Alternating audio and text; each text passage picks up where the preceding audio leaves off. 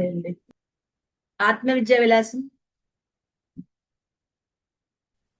6 శ్లోకాల్లో సృష్టి రహస్యం, మనకి సృష్టి ఎలా ఏర్పడిందో మనం ఆ 4, 5, 6 శ్లోకాల్లో వివరించుకున్నాం. ఈశ్వరుడు ఎలా వచ్చాడు, సమిష్టి కారణాలకు, సమిష్టి వాసనలతో కూడిన మాయతో ఈశ్వరుడు వచ్చాడు.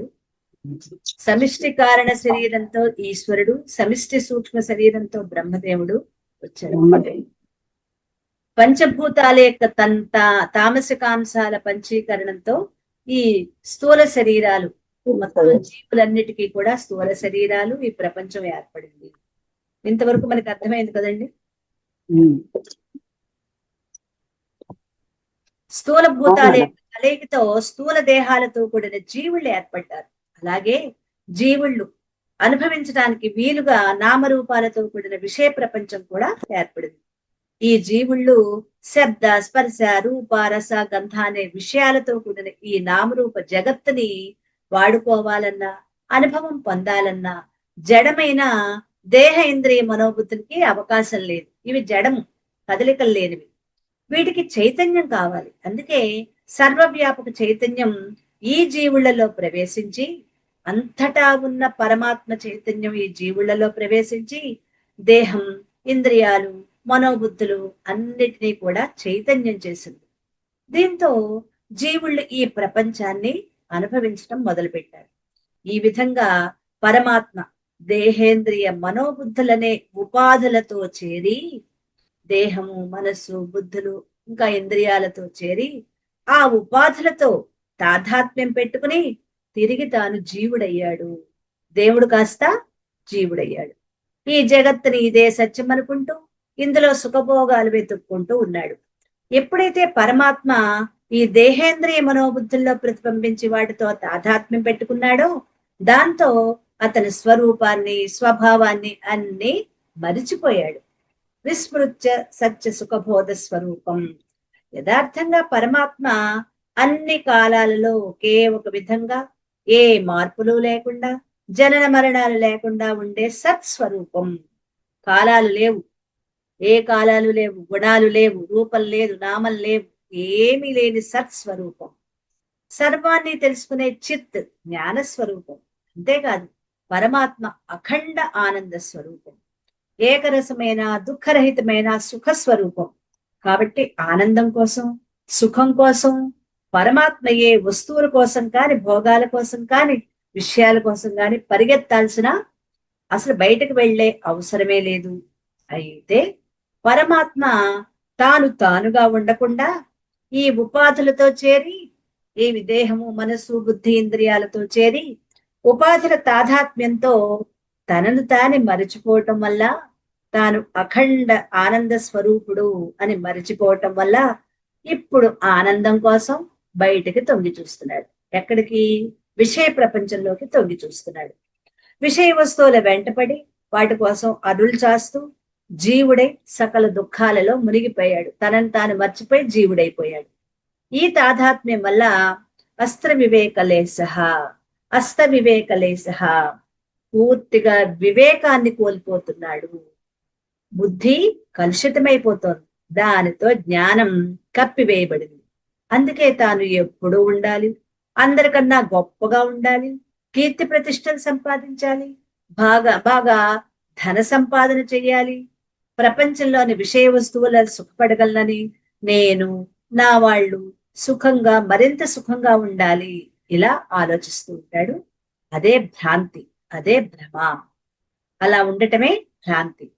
ఈ భ్రమతో ఈ ప్రపంచంలో కర్మరంగంలోకి దిగాడు. నిరంతరం శ్రమ చేస్తూనే ఉంటాడు. ధనాన్ని, వస్తువులని సంపాదిస్తాడు, వాటిని భోగిస్తూ, అనుభవిస్తూ, ఆనందిస్తూ ఉంటాడు. వెంటనే అందులో ఆనందం లేదని మరొక దాని కోసం ప్రయత్నం చేస్తాడు.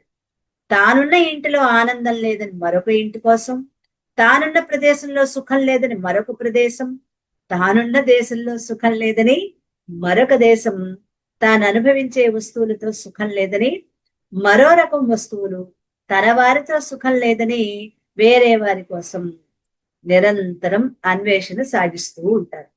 మరి ఈ అన్వేషణలో అలసిపోతాడే గాని అనుకున్నది సాధించలేడు. తాత్కాలిక ప్రయోజనాలు పొందుతాడే గాని శాశ్వతమైన లక్ష్యాన్ని చేరుకోలేడు. పైగా తన స్వరూపానికి దూరమైపోతూ ఉంటాడు. తన స్వరూపాన్ని తాను మరిచిపోయినా బుద్ధిలో సరి అయిన వివేకం ఉంటే, మర్చిపోయాడు కానీ సరి అయిన వివేకం ఉంటే, పెద్దల మాటలు వింటే, శాస్త్రాల ఉపనిషత్తులను అర్థం చేసుకుంటే సక్రమంగా ప్రయాణం చేసి తన స్వరూపాన్ని చేరుకోవచ్చు. బుద్ధిలో వివేకం ఉంటే, అక్కడ ఒక క్లాస్ పెట్టారనమాట. వివేకం ఉంటే పెద్దల ద్వారా, శాస్త్రాల ద్వారా, గురువుల ద్వారా తిరిగి తన స్వరూపాన్ని తాను పొందవచ్చు. సరి అయిన వివేకం లేకపోతే ప్రపంచం వెంటబడి వెనుతిరిగి చూడకుండా పూర్తిగా భ్రష్టుడై ఇంకా ఇంకా ఇంకా ఇంకా ఇందులో కూరుకుపోతాడు. ఇది దేవుడు జీవుడైన విధం. మరి జీవుడు ఈ సంసార బంధంలో ఇరుక్కుంటున్నాడు. ఎలా? జీవుడైన దేవుడు ఈ బంధంలో చిక్కుకుపోతున్నాడు. ఎలాగో చూద్దాం. 7వ శ్లోకం. 7 చూడండి. ఇత్థం ప్రమాదశత పరిముహ్యమానః దేహాత్మ బుద్ధి పరికల్పిత కర్మ బంధః స్వర్గాది భోగ గమనాతి భిన్నః లూతావదేశ భవ మధ్యగమచ్చిదాత్మా. ఇత్థం ఈ ప్రకారంగా ప్రమాదవశత పొరపాటుగా, పరిముహ్యమాన పూర్తిగా భ్రాంతిలో పడిపోయి, దేహాత్మ బుద్ధి నేను దేహాన్ని అనే బుద్ధి చేత పరికల్పిత కర్మబంధ కల్పించబడ్డ కర్మబంధంలో చిక్కుకొని స్వర్గాది భోగ స్వర్గ సుఖాలు మొదలైన వాటి కోసం గమన ఆగమన అతి భిన్న రాకపోకల వల్ల దుఃఖాన్ని పొంది లూతావత్ సాలెపురుగు వరే. లూతావత్ అంటే సంస్కృతంలో లూతావత్ అంటారు దాన్ని. సాలెపురుగు, సాలెపురుగులాగా ఏష చిదాత్మ ఆ పరమాత్మ, ఈ చిద్రూపుడు, ఈ చిద్రూపుడు అంటే పరమాత్మ భవం సంసారాన్ని అభ్యగమత్ పొందుతున్నాడు. ఈ సంసారాన్ని ఎలా పొందుతున్నాడో సాలెపురుగులాగా ఇందులో ఒక ఉపమానంతో చెప్తున్నారు. ఈ ప్రకారంగా తనను తాను మరిచి వివేకం కోల్పోవటం వల్ల భ్రాంతిలో మునిగిన వాడై నేను దేహాన్ని అనే నిశ్చయంతో కర్మబంధంలో చిక్కుకొని స్వర్గాది సుఖభోగాల కోసం రాకపోకలు సాగించి దుఃఖాలు పడుతూ సాలెపురుగులాగా ఈ ఆత్మస్వరూపుడు పరమాత్మ స్వరూపుడైన జీవుడు సంసార బంధంలో ఇరుక్కుంటున్నాడు. పరమాత్మ జీవుడై ఎలా సంసార బంధంలో ఇరుక్కుపోతున్నాడో ఒక అద్భుతమైన ఉపమానాన్ని తెలియజేస్తున్నారు. సాలెపురుగు తన నోట్లోంచి వచ్చే చొంగతో పైకి కిందకి తిరుగుతూ ఆ దారాలతో ఒక అందమైన గూడు అల్లుకుంటుంది. అలా అల్లుకొని చివరికి అది అందులోనే ఇరుక్కుపోతుంది. అలాగే తాను సృష్టించుకున్న ఈ జగత్తులో అంతటా వ్యాపించి ఉన్న పరమాత్మ అన్ని ఉపాధులలో ప్రతిబింబించి ఆ దేహాలలో ఉండి తనను తాను మరిచిపోతున్నాడు. సాలెపురుగులాగా తాను పరమాత్మనని ఆనంద స్వరూపుడని మరిచిపోయి ఈ దేహమే నేను అనుకుని జీవుడైపోతున్నాడు. ఎప్పుడైతే జీవుణ్ణని దేహాన్నని భావించాడో ఇంకంతే, ఇక వెనతిరిగి చూసే పని లేకుండా తనకి సుఖం ఆనందం కావాలి అనుకుంటున్నాడు. ఏవేవో అవసరాలు కావాలనుకుంటున్నాడు, అవసరాలు ఉన్నాయనుకుంటున్నాడు. వాటి కోసం కర్మలు చేస్తున్నాడు. తగిన ఫలితాల కోసం ఎదురు చూస్తూ ఉంటాడు. పని సరిగ్గా జరగక ఆశించిన ఫలితాలు రాకపోతే తిరిగి మళ్ళీ మళ్ళీ కర్మలు చేస్తూ ఉంటాడు. మార్చి మార్చి కర్మలు చేస్తాడు. ఫలితం వచ్చేదాకా ఆందోళన. ఫలితం కలిగితే సంతోషం. ఫలితం కలిగితే సంతోషం కలిగి అంతటితో ఆగిపోతాడా? ఆహా, లేదు. మరింత గొప్ప ఫలితం కోసం తపరపడుతూ ఉంటాడు. మళ్ళీ కర్మరంగంలో ఇరుక్కుంటాడు. అదృష్టవశాత్తు పట్టిందల్లా బంగారమై కోరిన కోరికలన్నీ తీరుతుంటే అబ్బా, ఇంతకంటే గొప్ప భోగాలు స్వర్గలోకంలో లభిస్తాయి అని తెలుసుకుంటాడు. ఈ లోకం అయిపోయింది, స్వర్గలోకాలు. వాటి కోసం పుణ్యకర్మలు, సత్కర్మలు, దాన ధర్మాలు చేస్తాడు. ఎందుకు? స్వర్గలోకంలో స్వర్గ భోగాలు అనుభవించడానికి. ఈ స్వర్గలోక భోగాలను కూడా అనుభవిస్తాడు. అయితే అవి శాశ్వతమా? అవి శాశ్వతం కాదు. కాబట్టి అక్కడ ఆ పుణ్య ఫలాలు ఖర్చు అవగానే తిరిగి మానవ లోకానికి రావాల్సింది. స్వర్గలోకంలో ఆ భోగాలు అనుభవించడానికి తగిన ఆ కర్మ ఫలాలు పూర్తయిపోగానే మళ్ళీ భూమి మీదకే వస్తాడు. వచ్చేం చేస్తాడు? మళ్ళీ కర్మఫలాలు, మళ్ళీ జన్మలు, ఇలా కర్మ జన్మ వలయంలో సంసార బంధంలో ఇరుక్కుపోతున్నాడు. మరి ఇదంతా ఎందుకు వచ్చింది? తనను తాను మరిచిపోయి తాను కాని దేహాన్ని తాను భ్రమ చెందటం వల్ల. తాను కాని సింహాసనాన్ని పట్టు కూర్చున్నవాడు ధృతరాష్ట్రుడు. తాను కాని దేహాన్ని పట్టు కూర్చున్నవాడు మనమే. మరి ధృతరాష్ట్రుడికి మనకి ఏమైనా తేడా ఉందా? ఏమి తేడా. మనం కూడా మన కాని దేహాన్ని పట్టుకుని గట్టిగా పట్టు కూర్చున్నాం. పరమాత్మ చైతన్య స్వరూపులైన మనం ఎప్పుడైతే ఈ దేహాన్ని పట్టుకుని ఇదే నేను అనుకుంటున్నామో మనందరం కూడా ధృతరాష్ట్రం అయిపోయాం. తాను కాని దేహాన్ని తానని భ్రమ చెందటం వలనే ఇదంతా. ఇంతకీ ఈ జీవుడెవరు? ఈ జీవుడి కొరకు లోకాలను సృజించిన ఆ దేవుడెవరు? అది ఇప్పుడు తెలుసుకుందాం. ఈ జీవుడెవరు? ఈ జీవుడి కోసం లోకాలను సృష్టించిన ఆ దేవుడెవరో తెలుసుకుందాం. జీవుడెవరు? ఈశ్వరుడెవరు? మొట్టమొదట్లో మనం చెప్పుకున్నాం, పరమాత్మ నుంచి మాయ. ఆ మాయ అంటే సమిష్టి వాసనలు, అందరి సమిష్టి వాసనలే మాయ, ప్రకృతి, శక్తిగా ఏర్పడింది. ఆ శక్తితో కూడిన వాడే ఈశ్వరుడు. అది మాత్రం మర్చిపోకూడదు. ఇప్పుడు ఈశ్వరుడు ఏం చేస్తున్నాడో చూడు. మాయాయుతస్త్వగమదీశ్వరతాం చిదాత్మా చావిద్యయాయుగ భవద్ధృత జీవ భావః మయా భవేత్ విమల సత్వ గుణ ప్రధాన ప్రోక్తామలాపిహిత సత్వ గుణాత్వ విద్య. దీన్ని ముందుకు వెళ్దాం. చిదాత్మతు, వీటికి విడదీసుకుందాం. చైతన్య రూప ఆత్మ, మాయాయత, మాయతో కూడిన వాడై ఈశ్వరతాం ఆగమః, ఈశ్వరుడు అవుతున్నాడు. అవిద్యయాయుక్, అవిద్యతో కూడినప్పుడు చ, ఆ ఆత్మే ధృత జీవ భావ, జీవభావాన్ని స్వీకరించేవాడు, భవత అవుతున్నాడు. విమల సత్వగుణ ప్రధాన, శుద్ధ సత్వగుణంలో ఉంటే మాయా భవేత్, మాయ అవుతున్నాడు. మలాపిహిత సత్వగుణాతు, మలిన సత్వంతో ఉంటే అవిద్య ప్రోక్త, అవిద్య అంటారు. వివరించుకుందాం, ఎలా అయితే మనకి అర్థం కాదు. చైతన్య స్వరూప పరమాత్మ మాయతో కూడి ఈశ్వరుడు అవుతున్నాడు. అవిద్యతో కూడినప్పుడు ఆ పరమాత్మే జీవుడవుతున్నాడు. శుద్ధ సత్వం ప్రధానంగా కలిగింది మాయ.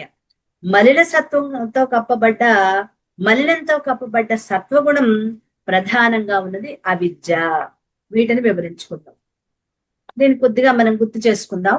పరమాత్మ మాయతో కూడి ఈశ్వరుడయ్యాడు. శుద్ధ సత్వంతో ఉంటే మాయ, మలిన సత్వం కప్పబడిన సత్వగుణమే అవిద్య. ఇవి కొద్దిగా నోట్ చేసుకోండి, వీటిని వివరించుకున్నప్పుడు అర్థమవుతుంది. శుద్ధ సత్వంతో ఉంటే మాయ,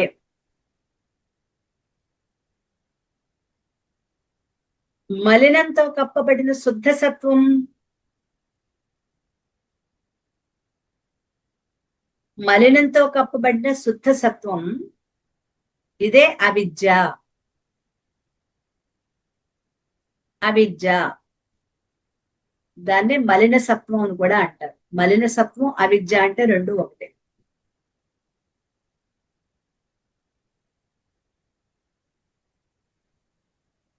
పరమాత్మ మాయతో కూడి ఈశ్వరుడు,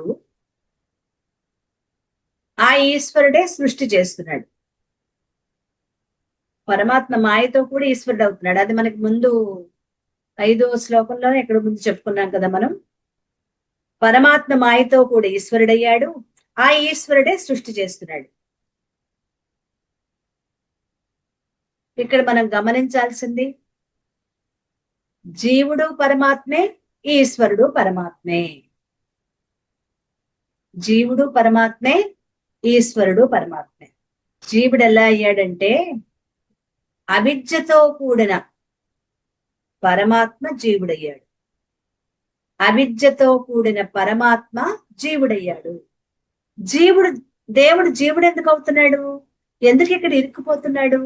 జీవుణ్ణి ఆకర్షించి ఇరికించే ఈ నామరూప జగత్తుని ఎవరు సృష్టిస్తున్నారు? అసలు అతని రాకపోకలకి ఒక నియమం ప్రకారం ఎవరు నడిపిస్తున్నారు? ఇన్ని ప్రశ్నలు ఉన్నాయి మనలో.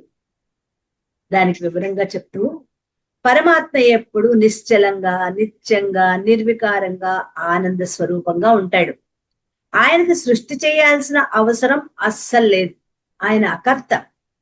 అసలు సృష్టి చేయాల్సిన అవసరమే లేదు. చెయ్యాలనే సంకల్పం కూడా లేదు మొట్టమొదట్లో అన్నమాట. కానీ పూర్వపు సృష్టిలోని జీవుళ్ళందరూ వాళ్ళ దేహాలను వదిలి ప్రళయకాలంలో అవ్యక్తంలో ఉంటారు. ఇవన్నీ ఇంతకుముందు మనం చెప్పుకున్నాం. ఈ జీవుళ్ళు ఏమీ లేవు, అవ్యక్తంలో ఉన్నారు. దేహాలు వదిలి ప్రళయకాలంలో అవ్యక్తంలో ఉంటాయి జీవుళ్ళు. ఆ జీవుళ్ళు సంపాదించుకున్న వాసనలు సమిష్టిగా అవి కూడా అవ్యక్తంలోనే ఉంటాయి. ఆ వాసనలన్నీ 3 గుణాలతో ఉంటాయి. ఏవే గుణాలు? సత్వగుణం, రజోగుణం, తమోగుణం. ఆ వాసనలు కూడా ఈ 3 గుణాలతోటే ఉంటాయి. అయితే అవి సమిష్టిగా ఉన్నప్పుడు శుద్ధమైన సత్వగుణం ప్రధానంగా ఉంటాయి. అన్నీ కలిసిపోయినప్పుడు శుద్ధ సత్వగుణంలో ఉంటాయి. అవే వాసనలు విడివిడిగా ఉన్నప్పుడు, అంటే ఏ వ్యక్తికి ఆ వ్యక్తిగా వ్యష్టిగా ఉన్నప్పుడు 3 గుణాలు వచ్చేస్తాయి.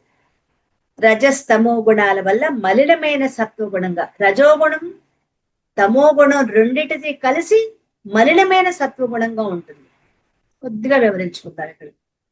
ఇక్కడే అర్థం చేసుకోవడం, జాగ్రత్తగా అర్థం చేసుకోవాలి. జీవుళ్ళు మామూలుగా పరమాత్మ తాను అసలు సృష్టించాలి అనుకోలేదు. అకర్తగా ఉన్నాడు. అవసరం కూడా లేదు, సంకల్పం లేదు. కానీ ప్రళయకాలంలో జీవుళ్ళన్నీ కూడా ఆయనలో ఏ రూపంలో ఉన్నాయి? బీజ రూపంలో ఉన్నాయి కదా. వాటి లోపల ఏమున్నాయి? బీజ రూపంలో అంటే అన్ని కూడా సమిష్టి వాసనల రూపంలో ఉన్నాయి. ఈ సమిష్టి వాసనలు జీవుళ్ళు సంపాదించుకున్న వాసనలు సమిష్టిగా అవ్యక్తంలో ఉండిపోయి వాటికి 3 గుణాలు ఉన్నాయి. అయితే అవన్నీ సమిష్టిగా కలిసిపోయి ఉన్నాయి కాబట్టి అవన్నీ కూడా శుద్ధమైన సత్వగుణంతో ఉన్నాయి. అవన్నీ శుద్ధమైన సత్వగుణంతో ఉన్నాయి. అయితే దేనికది విడివిడిగా తీసుకుంటే, వ్యష్టి అంటే విడివిడిగా, రజోగుణం తమో గుణంతో కలిసిపోయిన సత్వగుణం ఉంది. దాన్నే మలిన సత్వం అంటారు. ఇది ఇక్కడ మనం అర్థం చేసుకోవాల్సింది. కలిసిపోయి అన్ని సమిష్టిగా వాసనలో ఉన్నప్పుడు శుద్ధ సత్వంలో ఉన్నాయి. కేవలం శుద్ధ సత్వంలో ఉన్నాయి. శుద్ధమైన సత్వగుణం ప్రధానంగా ఉంటాయి. అవే జీవుళ్ళు వ్యష్టిగా ఉన్నప్పుడు, ఒక్కొక్కటిగా ఉన్నప్పుడు వాటిలో ఇంకా ఏమున్నాయి? రజోగుణం తమో గుణంతో కూడిన సత్వగుణంతో ఉంటాయి. దాన్నే మలిన సత్వం అంటారు.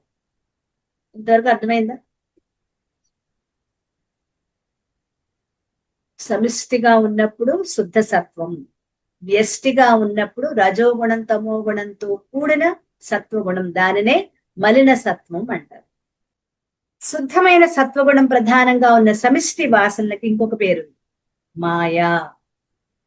శుద్ధ సత్వంతో కూడిన, అంటే శుద్ధ సమిష్టి వాసనలన్నీ కలిసి ఉన్నాయి కదా, ఆ శుద్ధ సత్వంతో గుణం ప్రధానంగా ఉన్న ఈ సమిష్టి వాసనల పేరే మాయ. మరి మలినమైన సత్వగుణం వ్యష్టికి ఉన్నాయి కదా, రజోగుణం తమో గుణంతో కూడిన సత్వగుణం. ఆ వ్యష్టి వాసనలని దానిని ఒక పేరు పెట్టారు, అవిద్య. సమిష్టి వాసనలని మాయా అంటే, వ్యష్టి వాసనలని అవిద్య అన్నారు. మాయతో కూడిన చైతన్యమే ఈశ్వరుడు. మాయతో కూడిన చైతన్యమే ఈశ్వరుడు. మాయతో కూడితే ఈశ్వరుడయ్యాడు. అవిద్యతో కూడిన చైతన్యం జీవుడయ్యాడు. మరొక్కసారి జాగ్రత్తగా అర్థం చేసుకో. మాయతో కూడిన చైతన్యం ఈశ్వరుడయ్యాడు. అవిద్యతో కూడిన చైతన్యం జీవుడయ్యాడు. అవిద్య అంటే మలిన సత్వం, రజోగుణం తమో గుణంతో కలిసిన వ్యష్టి యొక్క మలిన సత్వమే అవిద్య. ఈశ్వరుడు శాసించేవాడు, సృష్టించేవాడు, పాలించేవాడు, లయం చేసేవాడు, సర్వము ఆయనే. ఈశ్వరుడు సర్వశక్తివంతుడు, లోకాలకి అధిపతి. లోకాలను సృజించేవాడు, నడిపేవాడు, లయం చేసేవాడు. ఆయన ఈ నామరూప జగత్తుని సృష్టిస్తున్నాడు. జీవుల యొక్క అనుభవాలకు తగిన విషయాలను సృష్టించి ఆకర్షణలు కలుగజేస్తున్నాడు. జీవుడు చేసే కర్మలకు తగిన కర్మ ఫలాలను కూడా అందించేది ఆయన, ఈశ్వరుడే. మనం ఉపదేశాలలో ఏం చదువుకున్నాం? ఉపదేశాల్లో రమణ మహర్షి ఇచ్చిన లలిత వృత్తాల్లో కర్తూరాజ్ఞయా ప్రాప్యతే ఫలం కర్మ తజ్జడం కర్మ కింపరం. భగవాన్ రమణ మహర్షుల వారు ఉపదేశాలలో చెప్పిన ఆ కర్త ఎవరో కాదు, ఈశ్వరుడే. కర్తురాజ్ఞయ ప్రాప్యతే ఫలం. ఆ కర్తుడెవరు? ఈశ్వరుడే. ఆయనే సర్వకర్మ ఫలప్రదాత. అంతేకాదు, ఈ ఈశ్వరుడే వారి వారి వాసనల అనుగుణంగా తగిన దేహాలను కూడా సృష్టిస్తున్నాడు.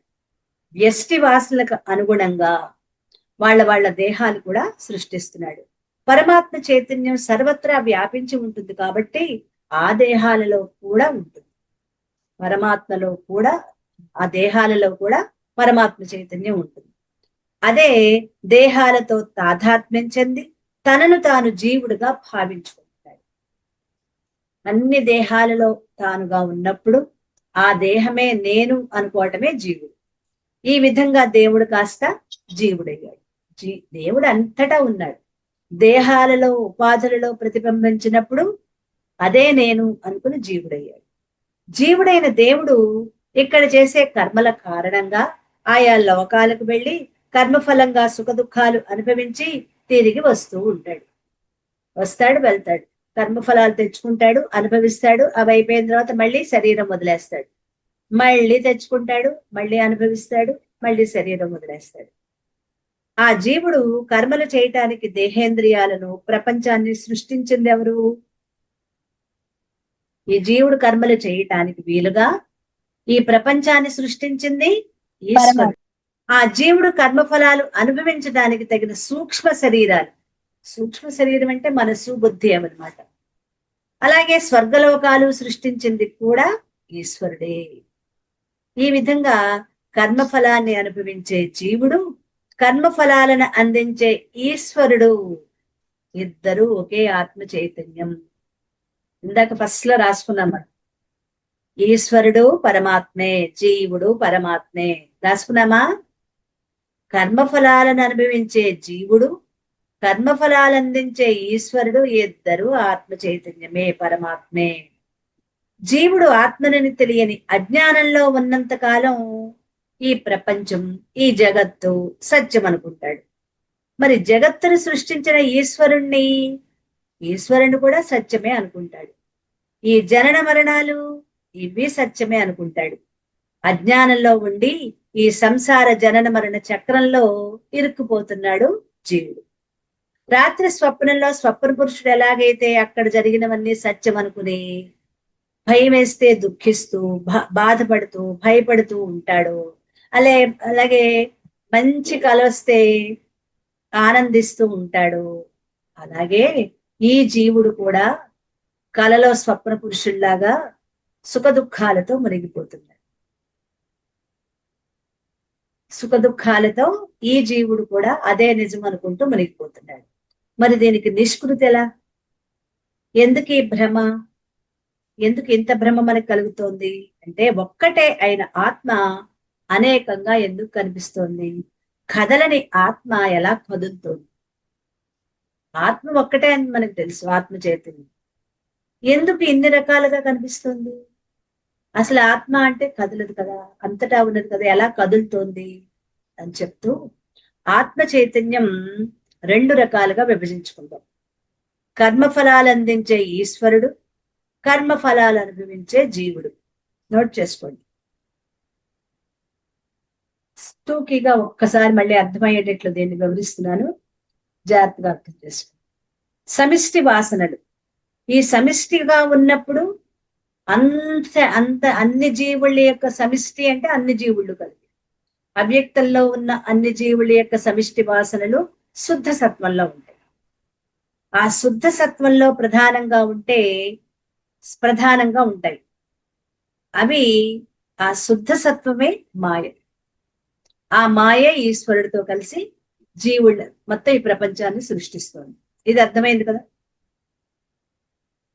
అదే వ్యష్టిగా ఉన్నప్పుడు అంటే అన్ని కలిసిపోయినప్పుడు సమిష్టి వాసనలు, అది శుద్ధ సత్వం. దేనికి అది విడివిడిగా ఉన్నప్పుడు చాలా ఉన్నాయి కదా అందులో. వాటికి ఒక్కొక్క దానికి ఏమేమి ఉన్నాయి? రజోగుణం, తమోగుణం, ఈ రెండు కలిసిపోయిన సత్వగుణం ఉన్నదే దానిని మలిన సత్వం అంటారు. అది అవిద్య.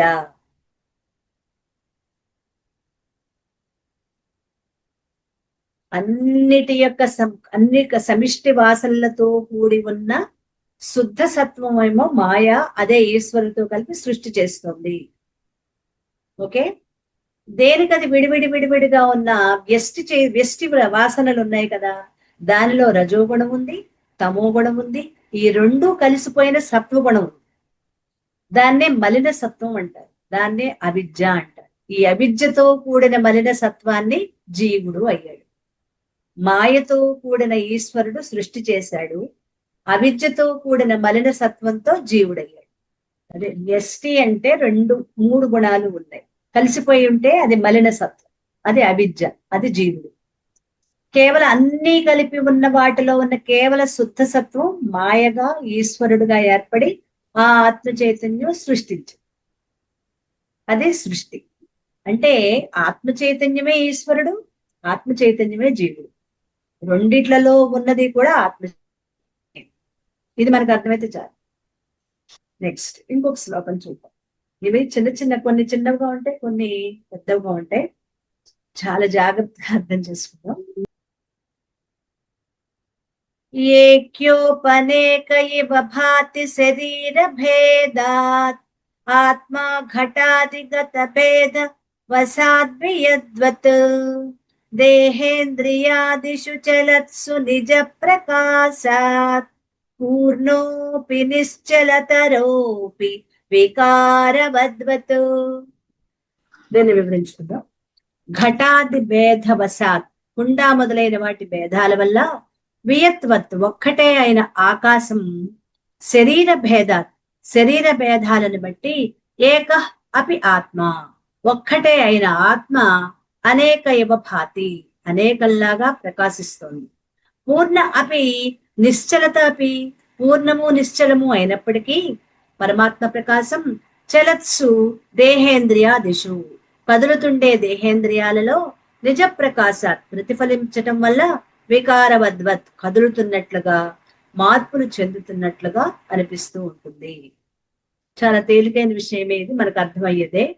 కుండ మొదలైన వాటిల్లో భేదాల వల్ల ఒక్కటే అయిన ఆకాశం వేరువేరుగా కనిపించినట్లుగా, శరీర భేదాలను బట్టి ఒక్కటే అయిన ఆత్మ అనేకంగా కనిపిస్తుంది. పూర్ణము నిశ్చలము అయిన పరమాత్మ ప్రకాశం దేహేంద్రియాలలో ప్రతిఫలించినప్పుడు ఆ దేహేంద్రియాల కదలిక వల్ల ఆ ప్రకాశం కదులుతున్నట్లుగా భ్రమ కలుగుతోంది. అంటే ఆ ప్రకాశం దేహేంద్రియాలలో ఉంటే కదులుతున్నట్లుగా మనకి భ్రమ కలుగుతోంది. ఆత్మ లోపల బయట కూడా ఉంటుంది, చెరువులో నీటిలాగా.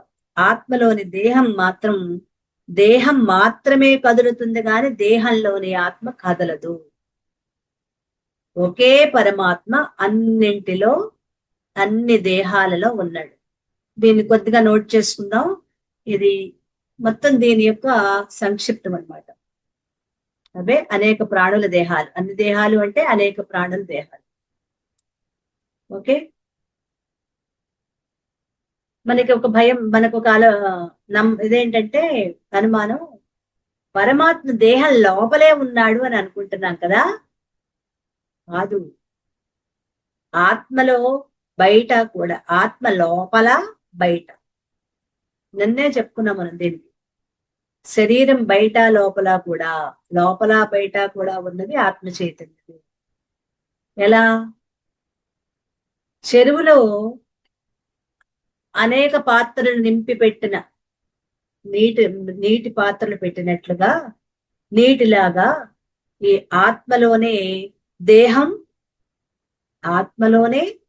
దేహము బయట లోపల ఉంటుంది. ఆత్మ దేహంలోను బయట, అంటే ఆ పాత్రలో నీరు బయట లోపల ఉన్నట్లుగానే ఆత్మ లోపల బయట ఉంది. ఇది ఉదాహరణ రాసుకుంటే మనకు అర్థమవుతుంది, బయట లోపల ఎలా ఉంటుందో మనకు అర్థమవుతుంది. అంతటా అన్నమాట. ఓకే, దేహాలు కదులుతాయి కానీ ఆత్మ కదలదు. దేహాలు కదులుతూ ఉంటాయి కానీ ఆత్మ కదలటానికి చోట్లేదు, అంతటా నిండిపోయి ఉంది కదా. దాన్ని వివరించుకుందాం. ఇంతవరకు రెండో ప్రకరణం. ఇవి 6 శ్లోకాలు. ఏకమైన పరమాత్మ అనేక జీవుళ్ళుగా అనేక రూపాలుగా ఎలా వ్యక్తమవుతోంది?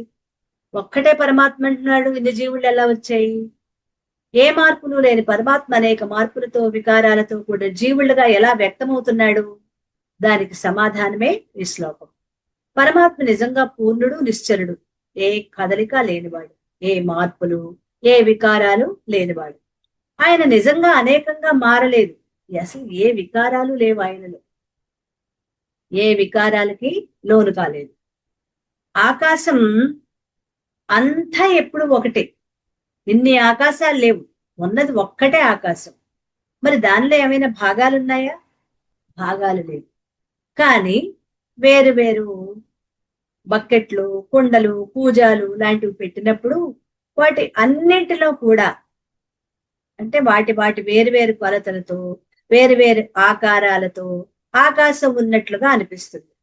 కుండ లోపల కొండాకాశం, పిడత లోపల పిడతాకాశం, బకెట్ లోపల బకెట్ ఆకాశం, గిన్నె లోపల గిన్నెకాశం, చెంబు లోపల చెంబాకాశం. ఆ లోపల ఆకారాన్ని బట్టి అలా ఉంటుంది.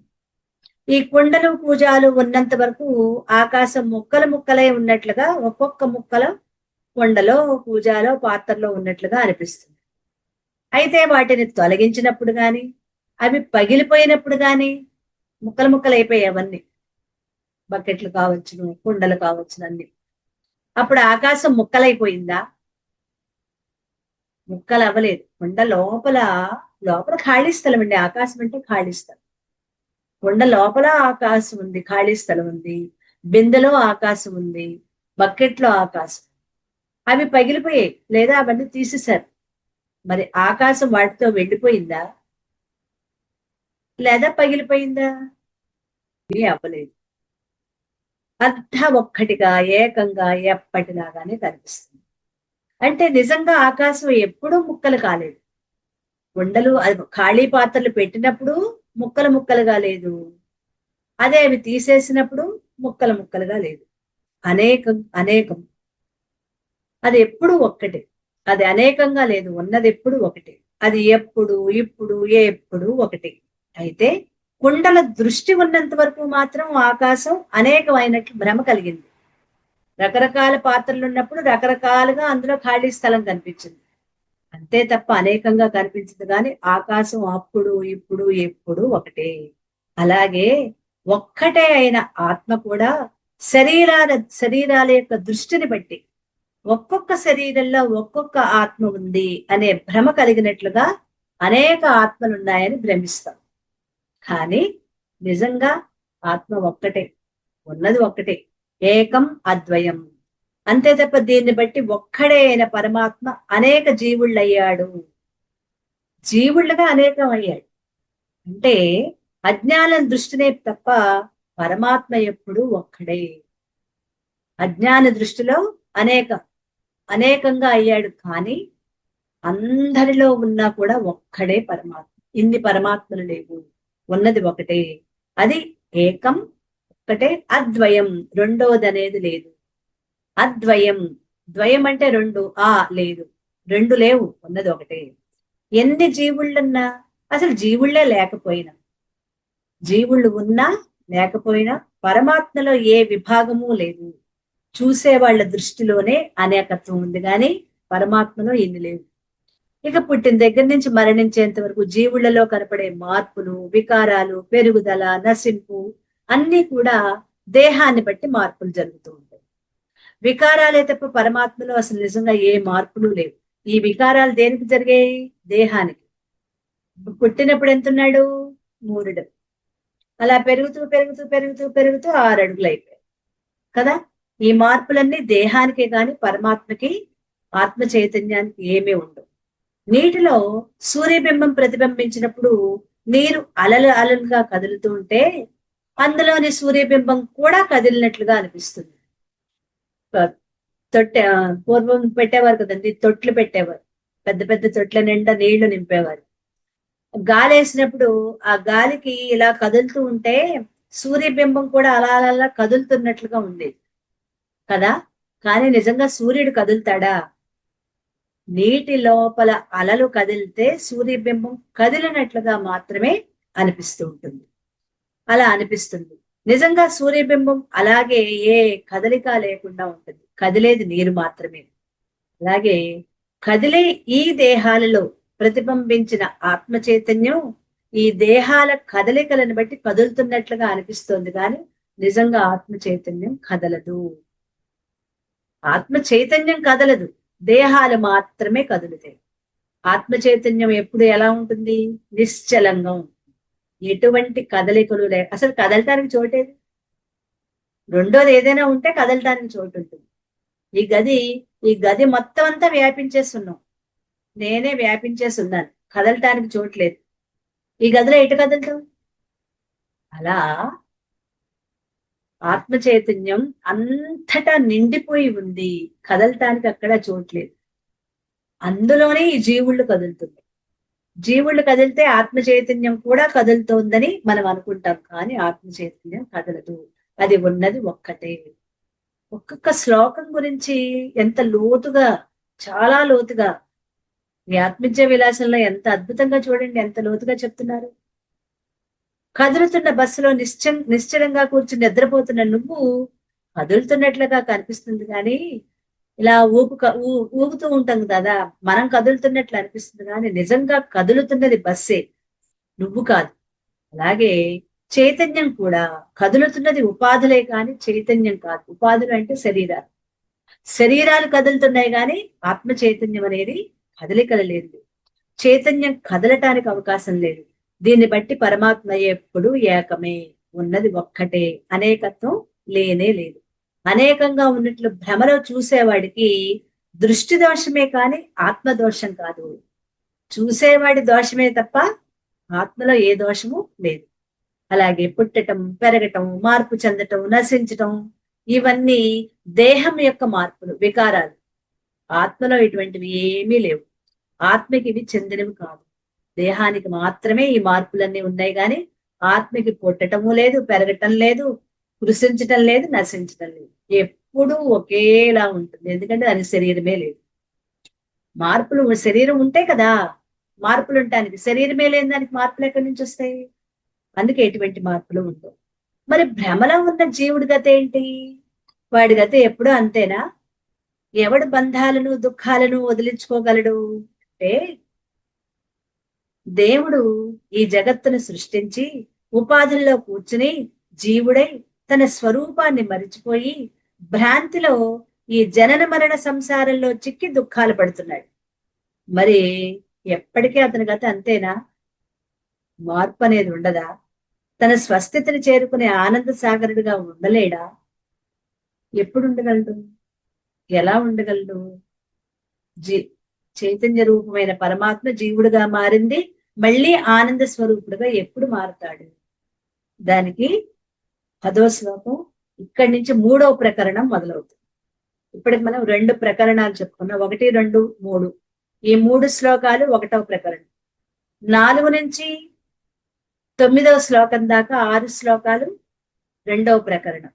ఇప్పుడు 10 నుంచి 3వ ప్రకరణం మొదలవుతుంది. అంటే ఇది మనం స్వస్థితి చేరుకునే ప్రకరణం. ఇప్పుడు మనం ప్రకరణం మొదటిది